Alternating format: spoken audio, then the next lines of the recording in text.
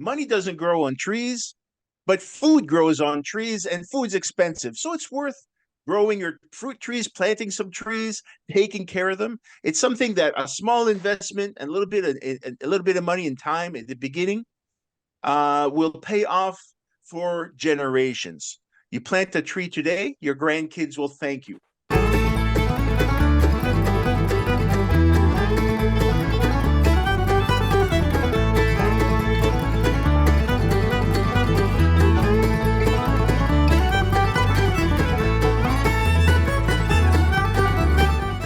Welcome, everybody, to today's session. Today, we're going to be talking about fruit tree pruning, techniques and tricks and things you should know before you get started.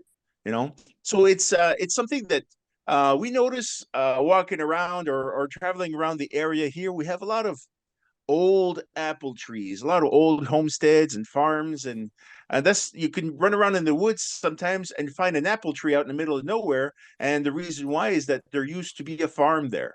And now a lot of these trees have not been maintained for a certain number of years. Many of them have never been maintained, and you get a big, thick tangle of tiny little branches everywhere. You can't get in there.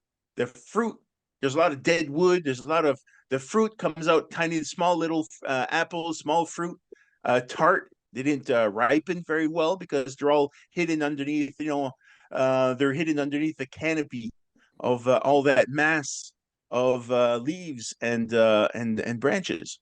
So we're going to be talking about some ways to fix that, how to go about untangling that monkey nest of branches so that you can get a beautiful, productive fruit tree that's going to provide you with fruit that's for free almost every year.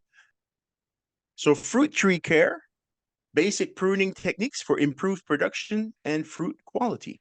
So I've got a picture of some peaches here. We're not known in this climate zone for being able to produce peaches. However, I did find a supplier who has peaches that will grow in 5A, 5B a climate zone.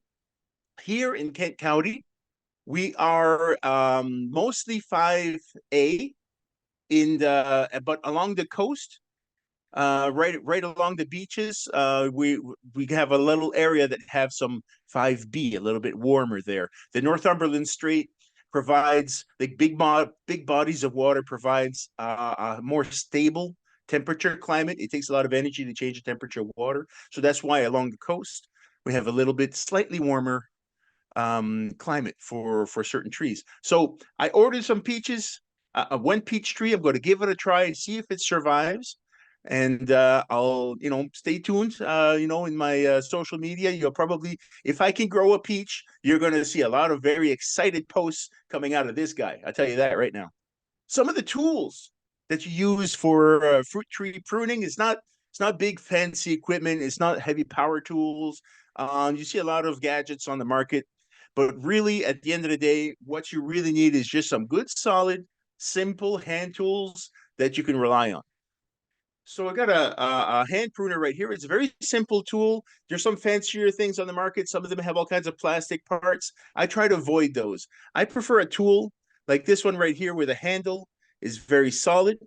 It's all metal. It's just a little bit rubber coating on the handle. It's got a springy bit and a little clamp to hold it closed shut. So if you stick it in your pocket, and you stick your hand in there, you're not going to accidentally stick your finger in between the thing and cut your fingertip off. This is a sharp tool. It should be kept nice and sharp. And, a sharp tool will give you a clean cut that's very easy for the tree to heal. So that's very important. Remember, when we're pruning trees, it's like surgery. We want to give a clean cut at the right place so that it heals well and quickly. If we create a wound on a tree that stays open for a long time and has a hard time to close, the wood can rot, bugs can come in, fungus can come in, mushrooms, spores can get in there, and it can infect the heart of the tree and do a lot of damage. So bad pruning can do a lot of damage to your tree.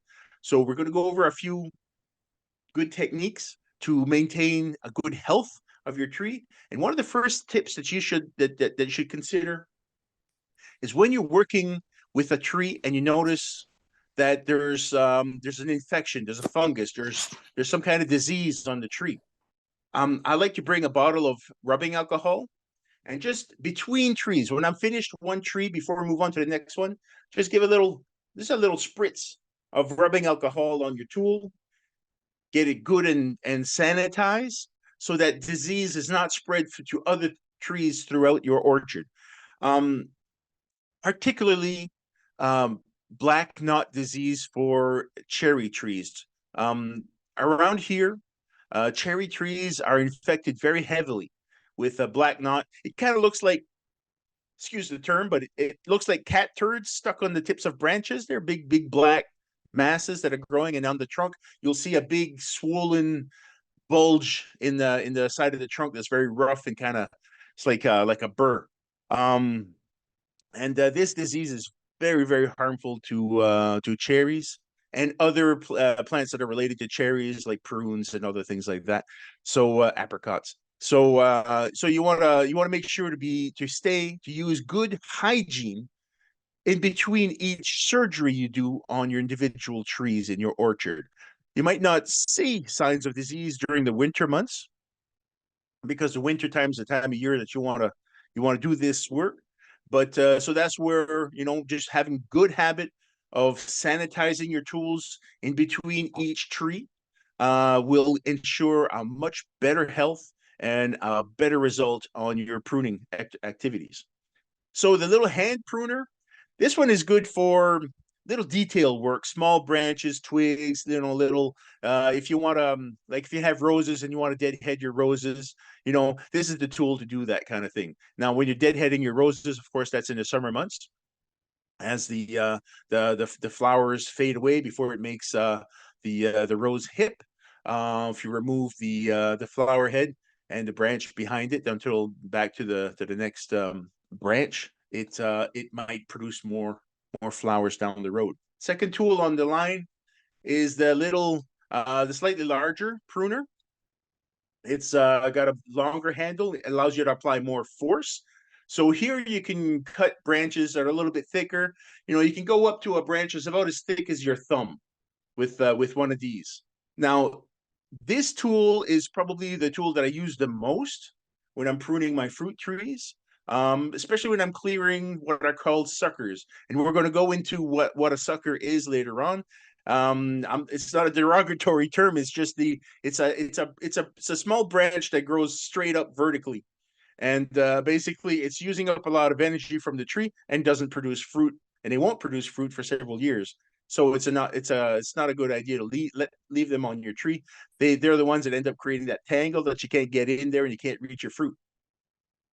So a slightly longer handled sécateur. You can get these with longer handles, and there's a lot of different varieties. I find a nice little one like this works good. Tip to the wise. Uh, like, I'm a country boy. I like my camouflage type of stuff. Do not buy camouflage painted tree pruning tools because you'll lean them on a tree and you'll never find them again. I've got about 2 or 3 of these camouflage painted tree pruning tools. They're out in my forest. For the life of me, I can't find them. So brightly colored tools, if you drop them, sometimes it's snowy. You want to have something that has a little bit of color on it so that if you drop it, if you see it in nature, it's not a natural color, pink, red, bright greens, chartreuse, there's a bunch of different colors like that that'll help you find the tool. The next step up, we got these large lopers. Now this one is a ratcheted loper. So, well, so as you work with it, it clicks like so, and it closes up. Now with these ones, you can get much larger branches. You can go to a branch that's about 2 or 3 inches thick with this one. As long as you can fit it between the blade and the stump here, it'll cut nice long branches, or I should say a nice long handle. And these handles can extend. There's a tool here, or there's a little latch right here. You can hit it and you can extend your handle quite a bit. See? So sometimes you got some cuts that are hard to reach, and especially if you're on a ladder, you don't want to be reaching over and unbalancing yourself. I would recommend that we keep our fruit trees small and manageable so you don't have to climb a ladder to maintain it or harvest from it. We can shape trees to any shape that we want, and we're going to see some images of that in a minute. But for safety's sake, try to stay with both feet on the ground. It's not possible with every tree. Most of our old trees are quite large, and so you do need to have a ladder, but be very careful, be very cautious. Remember, if you fall off your ladder and hurt yourself, you're not going to finish the job of maintaining your trees, and you're not going to have a whole lot of fun. So, it's safety first, always safety first. So the next tool is a basic hand saw. So these saws, with the blue handle, it doesn't have to be a blue handle, but as you see, the handle is ergonomically shaped, so it's very comfortable to hold in your hands. And this tool will cut pretty much any branch, even very large ones. It's a little bit more labor, it's a little bit more effort. I've always found that with a tool like this, you cut on the pull, but not on the push. So if you push with this tool, it'll bind and kind of flex like that, and you'll have a lot of trouble. So basically, all you do is you put your tool on your branch and let the weight of the tool do the work and give it a pull. Open up the cut a little bit more and give it another pull. And you do that until the branch comes away. These are really sharp. They do a big cut in a very small amount. Like a lot of the little branch suckers, the size of my pinky, will come off in just one swipe with this thing. So between this tool and these lopers, these are the two tools that I use about 80% of the time to maintain my fruit trees. Very simple. It doesn't have to be complicated or complex. Now, sometimes if you got a lot of trees to take care of and some of the branches are a little bit larger and you don't feel like, doing a hand tool, you can always go with a reciprocating saw. Now it's winter time, so you want to make sure to have extra batteries. And if hopefully if you have a power outlet nearby, you can bring your charger and recharge them as you go, because in wintertime, the batteries are going to run out rather quickly. So it's not necessarily the tool you want to use for the whole job, but where you have some cuts that are a little bit more labor intensive, these will get you unstuck right quick. So those are your basic tools, really. One more tool is really, really important. Safety gloves. Safety first. Protect your hands. You're going to be working with a lot of pieces of wood, shards, sharp tools, twigs. Sometimes some of these trees might have thorns.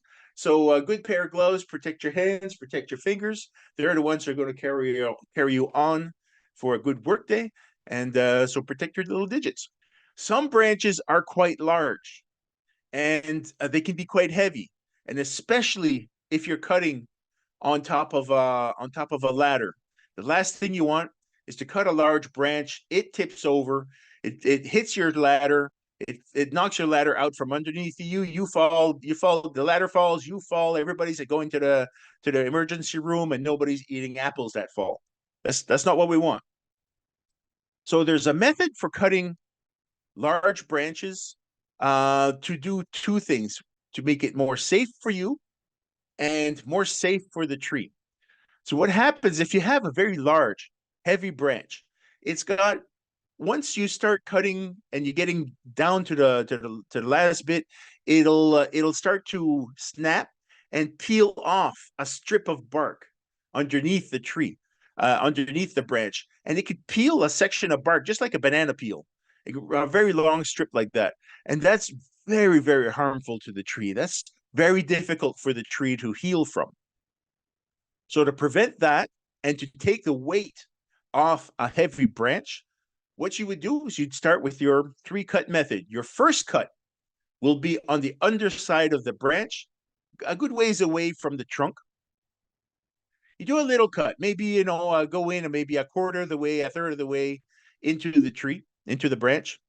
Your second cut will be on top of the branch and a few inches further out from the trunk, so that when you're cutting and it wants to snap, it'll snap and peel, and the peel will stop at your first cut. So there you're going to avoid having a long strip of bark peeled off of your branch and have a much cleaner cut and a safer work environment for yourself.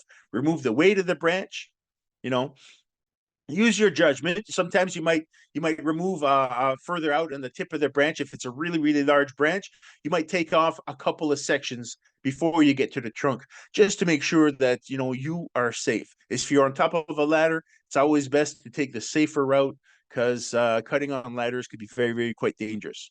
And now we can come in and we can cut the branch at the base of the branch. Now this is really important. The base of tree branches have a swollen area, have a slightly thicker area right at the base. Just above that swollen area of the branch, that's where you want to make your cut. You don't want to cut a branch flush to the trunk, because it makes a larger wound to heal, and that swollen area. So here, highlighted in red, you see that swollen area. That's where the tree holds a lot of special cells and hormones that will help it to heal a wound. So if you cut it right where the dotted line is, basically just as the base of the branch starts to is no longer swollen and just your basic branch. So what I like to do is when I like to think of it like, if the branch is the arm and the hand, or the trunk is the arm and the hand, and the branch is like your thumb, like so. So this whole swollen bit right here, that area here from the palm of your hand, that's that part that I'm talking about, that's full of all of those hormones. And the place you want to make your cut is right here on the first fold of where your thumb is, where the branch is uniformly the same thickness here. Well, right at the join between those two transitions of that space, that's where you want to make your cut. It's a small wound. It'll heal. It'll close up really quickly. It'll heal over, and as the trunk thickens up, it'll completely disappear. After 4, 5, 6 years, you might not even be able to find it. On larger branches, you'll see like a weird looking. It looked like a closed eye or something like that. It has like a weird look to it, but you see that it's all closed up. Trees don't heal their wounds; they just envelop them, and they keep growing around them. The living part of the tree is not the wood in the tree, that's its skeleton. The living part of the tree is the bark. So if you want to see where trees are alive, you just give a little scratch on the bark, and if you see some green underneath, that's living bark. So you know that you're dealing with a living part of the tree. If you scratch your bark and it's just brown and dry and kind of just not alive, there's no moisture, there's no sap, that part is dead, and you should remove that from your tree. So you want to really pay attention to preserve the base of your fruit tree branches. I've got an example right here.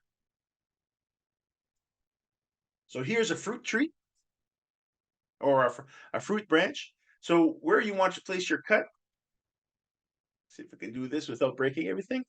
So see here, right here, we have a slightly swollen area at the base of the branch. So the place you want to cut that, just like so. And you want to leave that, if you can see that, you want to leave that nub. And what's going to happen here, this whole base of the branch is going to grow and envelop and close that up, and that's, you should never cut flush with the trunk. You want to leave these little nubs. That is critical for healthy pruning. Right. So basically, one more thing that you want to pay pay attention to is fruit spurs. Now, we're going to be talking about suckers later on, but these are not suckers. These tiny little branchlets here along your branch, these are your fruit spurs. Okay, so these are the parts that are going to be producing your fruit. So you don't want to remove these tiny little branchlets. They're your productive part. So while you're working, you want to be careful not to come in and, oops, I broke a bunch. Well, that's not going to produce any fruit anymore, right? So when you're pulling branches out, just be careful a little bit. You're going to damage some, but just try to protect these, because these are your little fruit factories. These are the parts that are going to be doing your productive work. So those are very important to keep. Now, if you cut your branch at the tips of your branches, you'll see this in fruit trees that are damaged by deer and moose. They'll produce a whole bunch of little branches everywhere. And that's not what we want. If you cut your branch tips, you're going to get a bunch of small branches that are not going to be producing fruit. So when you're pruning your trees, never cut from the tip. Always go back to where your branch is forking with another branch and cut it at the fork, not at the tip, or not, midway anywhere in the middle of your branch. If you cut a branch tip, another safety part of that is that branch tip is very stiff, it's rigid, and it's a danger for you when you're working around your tree. Those stiff branch tips have a tendency to poke you in the eye.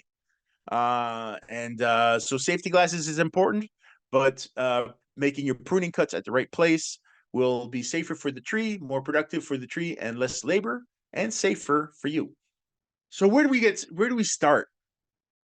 The first place that you start when you're pruning your fruit trees, you want to go look at your problem areas, your diseased wood, your sick wood, your damaged wood, or your dead wood. Those are all things that you need to remove first. Don't waste time pruning little branchlets on a branch that needs to come off. You're just going to be wasting your effort, and not being very productive. So on the first branch, on the photo on the left here in the center of the screen, you have two branches that are crossing one another and they're rubbing in the wind. And where branches rub one another, they remove bark, they create areas that are very susceptible to disease and pests, and these cause a lot of problems. So crossing branches are very, very important to remove. And any exposed wood, like branches that have large areas of exposed wood, you may as well remove it, because it will be subject to disease down the road. So first priority, dead wood. Second priority, damaged wood. Third priority, weak branches. So here on the image on the right here, weak branches have a narrow fork. So meaning when you have a branch that is growing close together, kind of like a peace sign, or if you're saying number two or something like that, two branches are growing close together. Those are typically going to be branches that are both trying to be the leader of the tree, and they're both reaching for light. They're competing with one another for resources and for light. But what happens is when two branches grow close together like that, as the trunk at their base gets larger, the gap between the two branches, the bark is still there and it stays there. So as the branch gets larger, that split is still there in the middle of that branch. And what happens there is, in ice storms, or if it has heavy fruit set on that branch, it'll often just split and peel off, just like a banana peel, like on the photograph on the far right on the bottom. So that's what the wound looks like. It can split right down the middle of that main branch, and basically both have to be taken down now. Basically we'd have to go back to the base of that branch that split and remove the whole thing.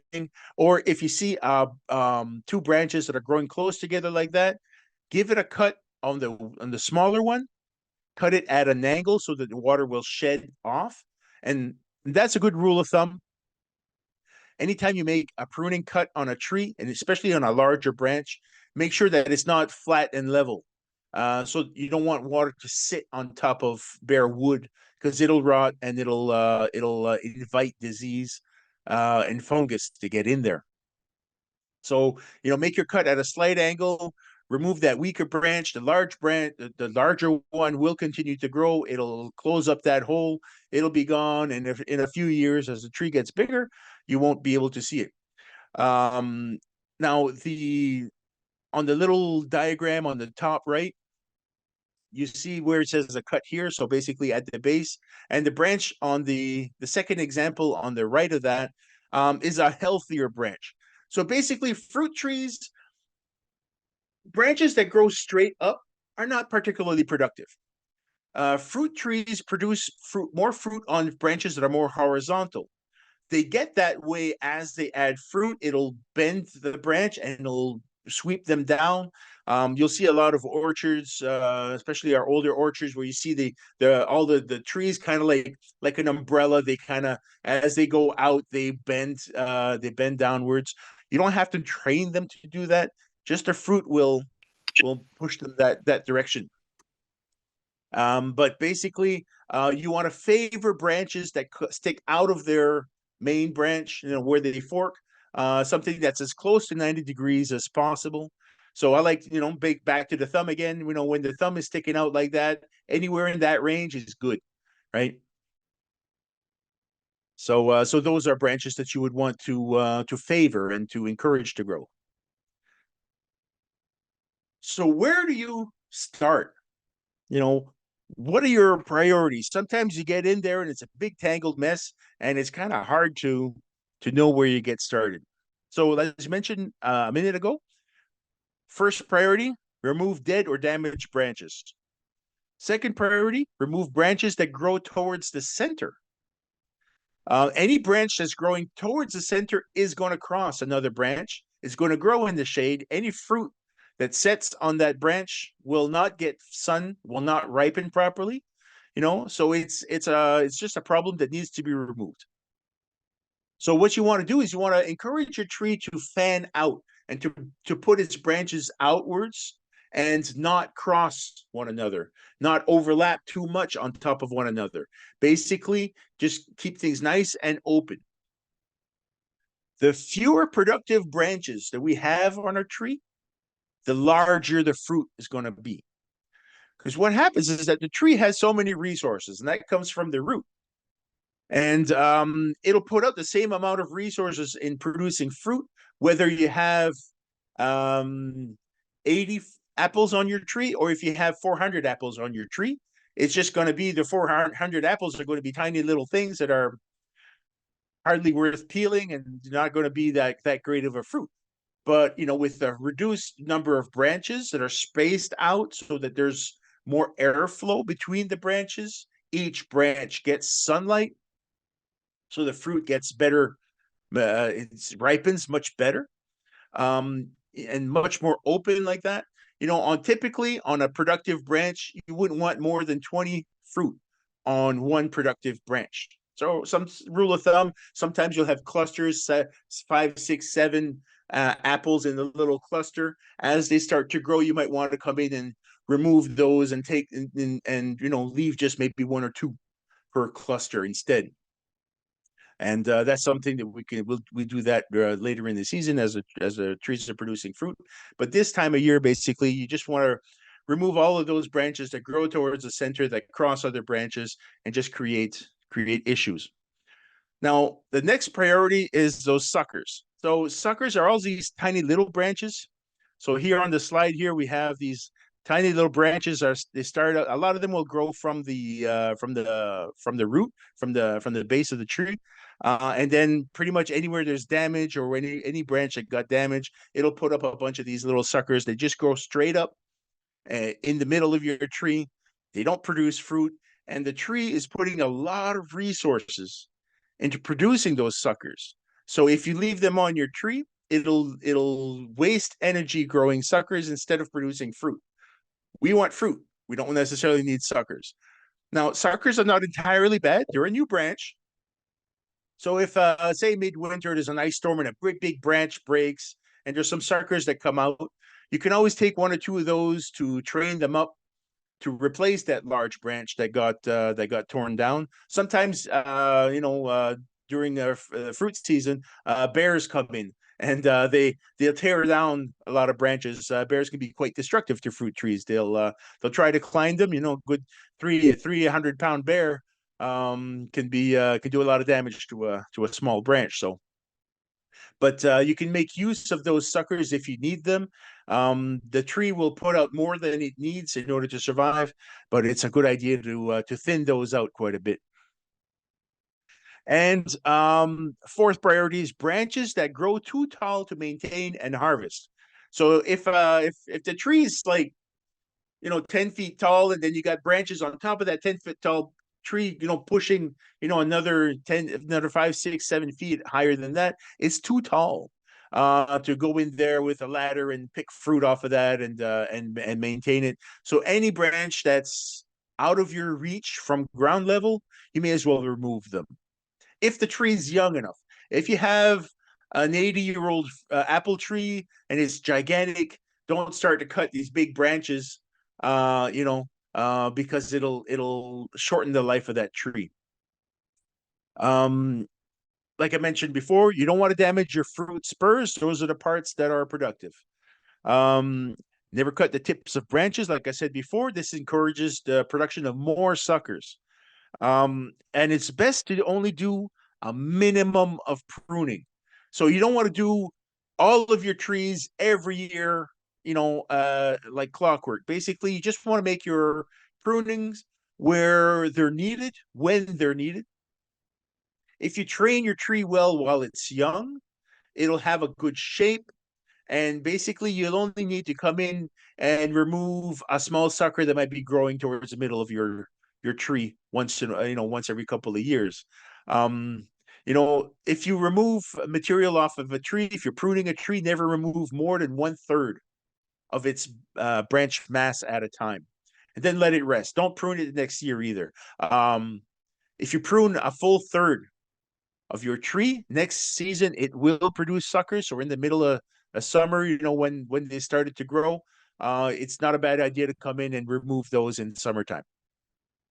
But basically, you don't want to remove more than 1/3 of the tree. Even in wintertime, it's dormant season. It's the best time to prune a tree. It has a better chance of survival if you do it in wintertime. If you remove 1/3 of the tree during the summertime, chances are, especially an older tree, you might be done for. So be careful of how much you're removing. So without maintenance, trees produce way too many branches that compete with one another, and it's a great big tangle, and it's hard to find your way around in there. So I suggest we start from the base of the tree and work our way up, from the trunk out, basically. So what happens there, you don't want to be starting your pruning from the outside branches and working your way towards the trunk, because you're going to be removing suckers, and then you realize, oh geez, instead of these suckers, I should remove the entire branch. So when you start from the trunk, work from the bottom up and from the trunk out, you're removing all of your problems in an orderly fashion. And especially if you start at the base of the tree, at the trunk, excuse me, you create some space for you to get in there and work, and identify which branches need to be removed immediately, and then which ones could be removed selectively after that. So here on the image on the left, we have the full tree before it's pruned. Image 2 in the middle, we've removed all of the suckers and all of the branches that kind of tangle in the middle. And on the tree on the right, we've removed all of the tall branches that are out of reach and are inconvenient to maintain and harvest from. So what you're left is a small tree that you can mostly reach most of your branches. You might need a little stool to reach certain branches, but that's okay. So there you have a manageable tree that's nice and open, and not too many tangled branches. They say when you prune your fruit tree, If you know you did a good job, if you can take your hat and throw it through the center of your tree, and it could go all the way through without hitting a branch and landing on the ground on the other side. If the branches are still too thick that you can't throw your hat through, you're not done yet. Now mulching. Now this is something that's really really important. And there's a lot of misconceptions, and I see a lot of things out there, and a lot of landscaping things that are done that are not so good for the tree. It looks cute, looks lovely, but not necessarily good for the tree. For example, the image on the right, where the little X is there, a mulch volcano at the base of your tree. It chokes your trunk. It creates moisture on the trunk where fungus can come in. It cracks the bark and makes fissures, and moisture gets in there, fungus gets in there, diseases, bugs, um, and it's just not healthy for the tree. It actually cuts the tree's lifespan in half when you do that. And if you're going to be spending like $150 for a nice tree, a 3-year-old tree, and you're going to maintain it for 3 years, do this to it, and it's only going to live 15 years, it's not a good investment, right? Especially a tree that can be productive for 60, 80, 120, 200 years, 300 years sometimes, depending on the variety. It's worth doing things the correct way to make sure that that investment that we put in time and resources is going to pay off in the long run. So how do you do it correctly? Trees are perennials, right? So the best mulch to use for trees and fruit bushes and shrubs is mulches that are based off of wood. So wood chips, dead dry leaves, you can shred them up and then lay them down. I mean, the trees drop their leaves on the ground for a reason. They're trying to kill the grass that's growing around their feeder roots. Grasses like lawn is one of the most harmful things to trees.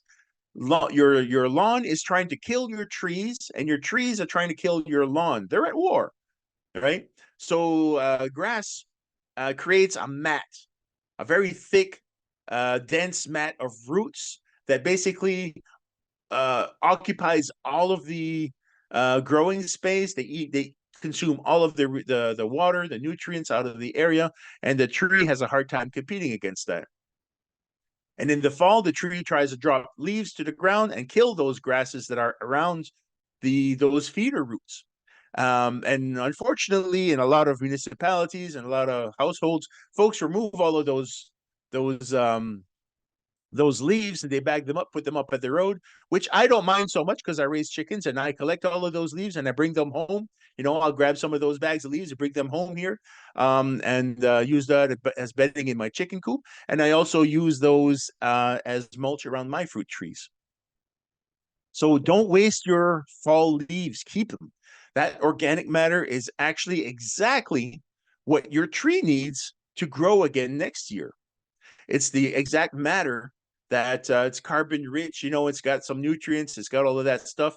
Fungus is used to consuming that, and that fungus will break that down and share some of those nutrients with the tree. There are symbiotic relationships going on there. So laying down some mulch, some wood chips, dead leaves, bark, other forest debris, compost.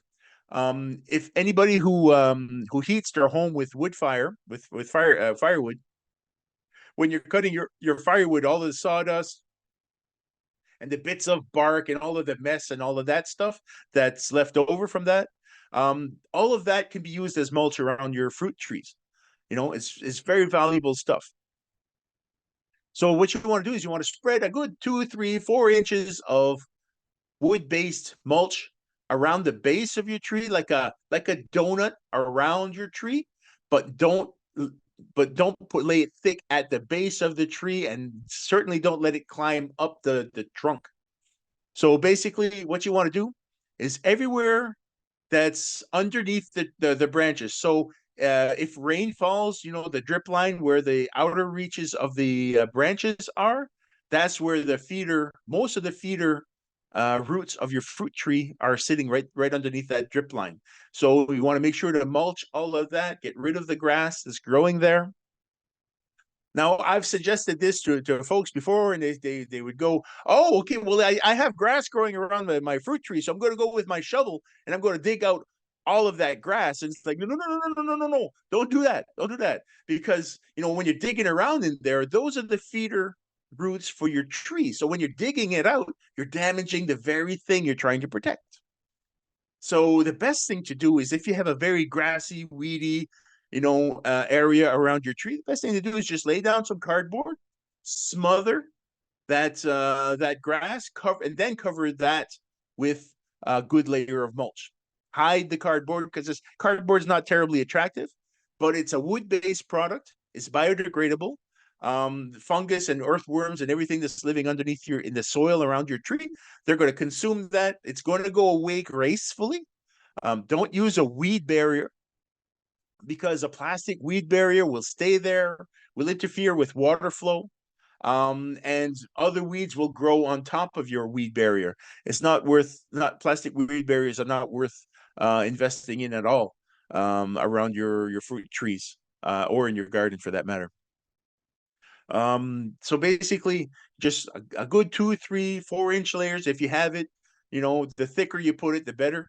And just maintain that every year. Build it up, and you'll have a healthy, happy tree. There's all kinds of products that you can buy at the garden center for supplementing nutrients and stuff like that. But most of our fruit trees you'll be fine.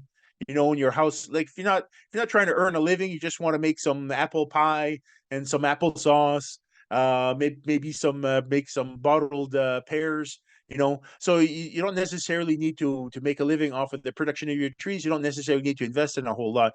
Just basic mulch that's clean up around your yard, run it through a wood chipper, run your lawnmower over it, make sure it's shredded nice and fine, put it around the base of your tree. It doesn't have to cost you anything at all, really. Trees grow healthy in the forest exactly like that. Nobody's mulching it. Nobody's taking care of them. Nobody's going to the hardware store to get some fertilizer for them. They drop some leaves, fungus, and other organisms in the ground. Take care of that. It's a symbiotic relationship where they take care of trees that way. So if we simulate a forest floor as much as possible at the base of our fruit trees will be very thankful for that and very healthy. Oftentimes is that we plant fruit trees in a very unnatural type of environment, very unnatural urban environment around cement and pavement and all kinds of things like that. So the closer we can make it look like a forest floor, the healthier your tree is going to be. Now, trees can be trained to take pretty much any shape you want. So the photo on the left here is an espalier. It's very common practice, particularly in formal gardens in Europe. They'll have south-facing walls where they can grow some fruit trees with a lot of open space. So every fruit will be exposed to sunlight and a lot of warmth.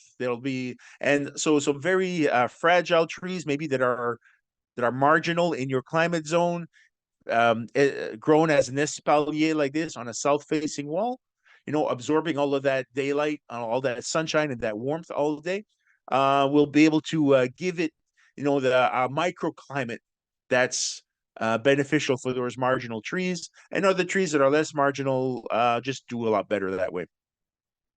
There's some other examples of traditional shapes on the right there, little diagrams. So as you can see, you can basically train a tree to look like anything you want it to if you have the time and the patience and you want to dedicate some resources to do it. We don't need to do that necessarily in our yards. It's just an example to show you how far you can take it. But basically, if you just maintain a tree that's at a convenient size for you, that you can reach. You can harvest your fruit. It's at hand's reach. You got some.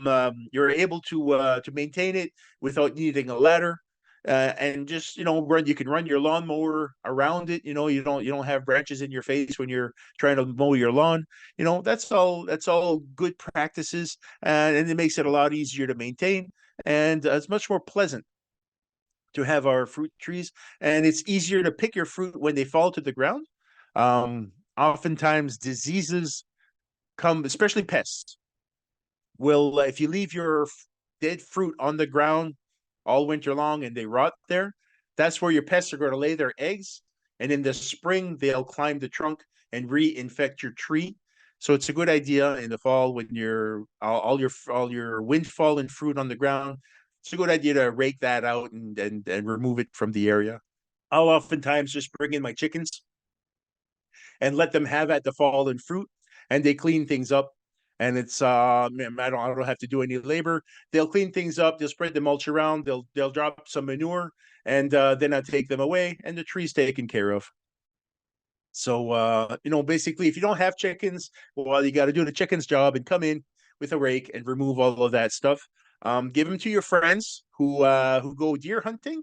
Some folks will bait blind and stuff like that. So those that fallen fruit, it might not become edible for us, but it's something that we can. There's other uses for it, livestock feed, for instance, or as an aid for hunting.